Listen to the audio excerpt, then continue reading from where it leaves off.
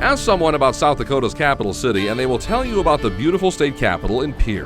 But in 1861, President Abraham Lincoln had other plans in mind.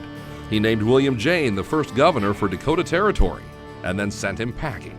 Lincoln told him to go to Yankton, and when he was here, he was not very happy with what he found when he got here because there wasn't really anything here. Crystal Nelson is with the Dakota Territorial Museum in Yankton. She says Yankton had only been in existence for 2 years when Lincoln made it the capital of the territory. What came with that designation? An economic boom, new businesses, new settlers, the beginning of the city's riverboat industry, and a big sense of pride. The residents of Yankton wanted to make Yankton as big as, at the time, the Philadelphia or the St. Louis of its time. And that growth made Yankton a big city on the prairie, in fact, the biggest between the Iowa border and the Black Hills. The original Capitol building was small in comparison to the capitals of today, a 2-story building, a replica of which lies along Yankton's riverfront. The bottom floor was territory offices. The top floor was the room where territorial lawmakers began the hard work of governing the huge territory. And the territorial days were rough.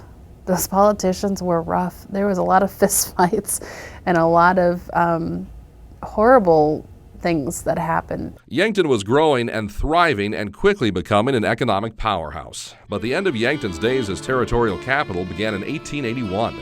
A spring ice jam on the Missouri River flooded Yankton and severely crippled the city's riverboat industry.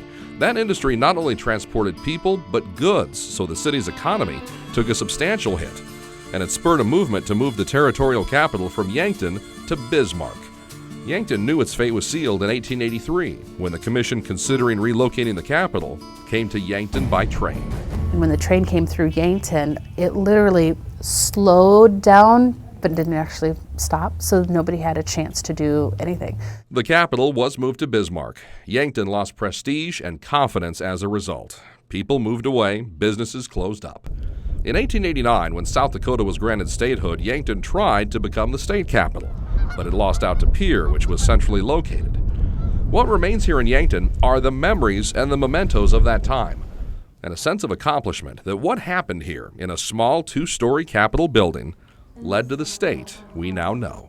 There was something here before South Dakota, and that there was a lot of groundwork that had to be laid, and it wasn't smooth. It wasn't like they showed up and everybody got along and everything worked out just perfect. There was a lot of people fought really hard to get us to the point where we could become South Dakota.